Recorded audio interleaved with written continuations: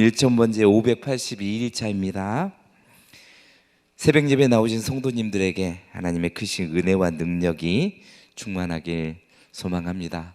이 말씀을 준비하면서 인생을 살아가면서 여러분 가장 행복한 순간이 언제였습니까? 목회자들에게 가장 행복한 순간 생각해 보았습니다. 말씀을 통해서 누군가가 변화되었다는 소식이 들려지면 정말 행복합니다.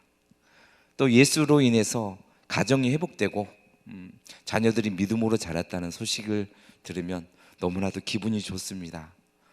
가장 기분이 좋은 게 있습니다. 성도님들이 말씀에 은혜 받아서 세상 가운데서 빛과 소금의 역할을 감당한다는 소식이 들렸을 때, 제 친구들이나 사랑하는 성도님들이 그런 소식이 들렸을 때 정말 행복합니다. 여러분의 행복이 무엇입니까? 예수 자체가, 예수님이 행복이 되길 원합니다. 오늘 사도 바울은 감사할 수 없는 상황입니다. 빌립보서나 에베소서 배경에 보면 감옥 안에 있었습니다. 언제 죽음이 닥칠지 모릅니다. 환경적으로 감사할 수 있는 조건이 아니죠. 왜? 언제 죽을지 모릅니다. 언제 죽을지 모르는 상황에서 탄식 대신에 감사가 터져 나오고 있습니다. 기도를 멈출 수 없음을 고백합니다.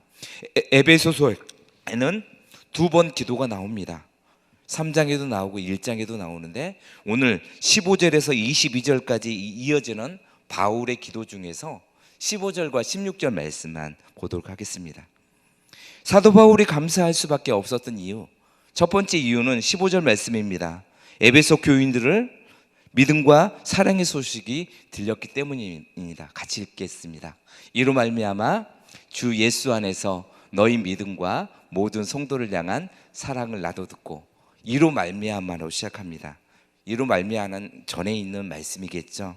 3절에서 14절 말씀이겠죠. 영적인 복을 받았습니다. 삼위일체 신령한 복을, 하나님을 아는 복을 받았습니다. 그거로 인해서 사도 바울이 이로 말미암아라고 표현하고 있어요. 우리는 영적인 복을 받았습니까? 내 안에 예수님으로 인해서 행복하고 예수님을 위해서 살아가고 싶습니까? 성부 하나님이 계획하신 그 모든 계획하심을 알고 있습니까? 예수님이 십자가에서 모두 완성했다는 사실을 믿습니까? 내 안에 성령님이 있고 성령님이 내 안에 이루어진다는 사실을 믿습니까? 그리고 동행하고 있습니까? 그건 나는 영적인 복을 받은 사람입니다. 그거 바탕에서 우린 방언도 하고 예언도 하고 은사도 가지고 또한 교회 안에서 충성 봉사하고 말씀도 선포할 수 있는 것입니다. 이로 말미암아라고 표현하고 있습니다. 다른 데에서가 아니라 주 예수 안에서라고 표현하고 있습니다. 에베소 교회는 세속적인 가치관이 지배한 곳입니다. 지금 에베소는 바다와 1km 정도 떨어져 있습니다. 신학자들은 지진을 통해서 그 지형이 바닷물이 메꿔졌다라고 표현을 하고 있죠. 이 사도 바울의 시대에는 거기까지 배가 들어왔습니다.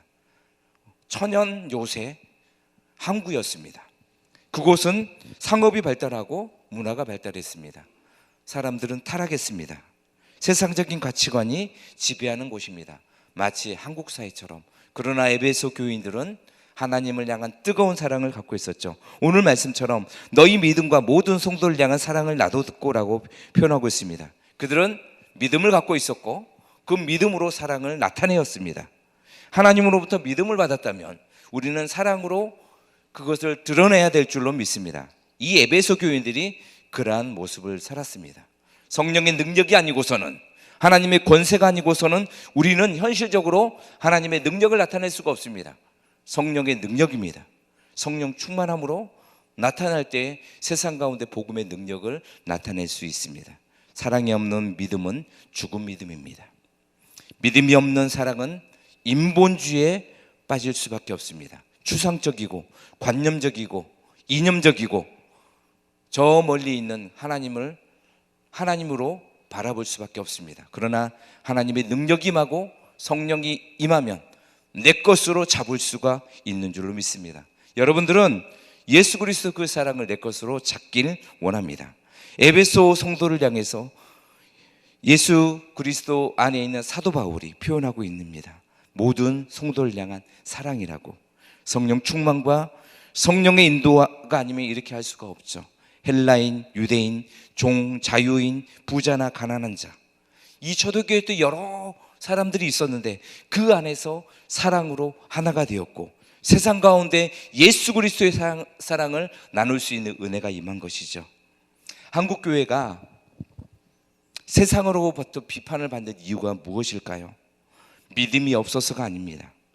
성령의 능력이 나타나지 않아서가 아닙니다. 그 사랑을, 믿음을 증명할 사랑이 부족하기 때문입니다. 사랑을 직접 하나님의 능력을 이 땅 가운데 드러내지 못하기 때문입니다. 한 사람이 구원을 받았으면 다른 사람에게 그 사랑을 나누어야 됩니다. 한 가정이 믿음으로 변화됐으면 또 다른 가정에게 하나님의 사랑을 나누어야 됩니다. 한 교회가 성장하고 하나님의 복음의 능력이 나타나고 교회가 성장하면 또 다른 생명의 공동체를 세워나가는 것이 하나님 나라의 법칙입니다. 우리가 지상명령을 감당한다, 단순히 전도한다를 뛰어넘어서 우리는 하나님의 사랑을 다른 이들에게 전하는 것이 하나님께서 주신, 우리에게 주신 지상명령인 줄로 믿습니다. 성령이 나에게 임했습니까? 그렇다면 우리는 사랑이 흘러가야 될 줄로 믿습니다. 두 번째로 볼 수 있는 것은 16절 말씀처럼 기억하는 대로 그치 아니하고 사도 바울은 기도하고 감사했다는 것을 알 수가 있습니다. 16절 말씀 같이 읽겠습니다. 내가 기도할 때 기억하며 너희로 말미암아 감사하기를 그치지 아니하고 라고 말하고 있습니다. 사도 바울은 무릎을 꿇었습니다. 거기에서 저 말씀처럼 보니까 그치지 아니하고 라고 표현하고 있습니다. 하나님의 은혜를 알았기에 무릎을 꿇었습니다. 이 그치지 아니하고는 원어적으로 볼 때 지속한다는 것입니다. 계속한다는 겁니다. 끊이지 않고 계속한다는 거죠. 곧 기도의 끈을 놓지 않겠습니다 라는 말입니다.